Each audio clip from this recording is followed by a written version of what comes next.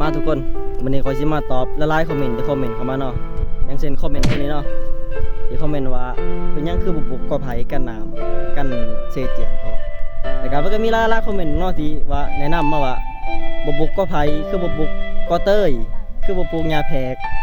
แล้วขอยสิมาให้เบิ่งลักษณะของเซเนาะมันเป็นอะไรคือมันคือเจียนขอยสิมาตอบโต้อันนี้ก่อนเนาะสิมาตอบโต้ผู้ที่ว่าคือบุกกอไผ่เนาะนี่เด้อกอไผ่ให้เจ้าเบิ่งนี่คือกอไผ่กอไผ่มันอยู่ตั้งแคมเซ่แบบนี้แต่จะเบิ้งความสูงของตะผังเซ่มันสิสูงแบบนี้เนาะและคิดว่าปลูกกอไผ่แล้วมันสิอยู่บ่เพราะว่าน้ำมันเสาะทั้งหลุมเด้น้ำมันเสาะทั้งหลุมกอไผ่มันอยู่ทั้งเทิง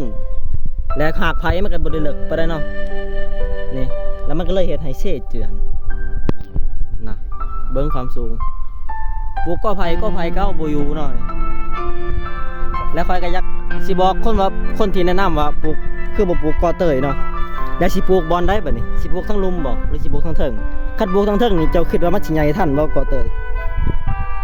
เพราะมันใช้เวลาแค่1 ปีเท่านั้นเนาะมันท่วมกูปีกอเตยมันบ่สามารถใหญ่ทันอยู่แล้วถ้าสิปลูกทั้งเทิงนี่จะได้มันก็เจือนอยู่แล้วหรือสิไปปลูกทั้งลุมก็น้ำท่วมลิบมันก็เจือนคือเก่าและคนที่ว่าเอาอันนั้นเอาอันนี้มาปลูกกันว่าน้ำเซ่เจือนนี่มันเป็นไปบ่ได้เนาะเอายังมาปลูกมันก็บ่อยู่แล้วนอกจากจะเท่กันเจือนคือกันกับแม่น้ำคลองมันจังสิอยู่นอกจากจะเห็นแบบนั้นมันถึงจะอยู่แต่ว่าถ้าจะเท่กันเจือนคือแม่น้ำคลองนี่เป็นไปบ่ได้ดอกเนาะเพราะมันต้องใส่งบประมาณหลายนี่ตัวมันก็มันกว้างมันแนวนี้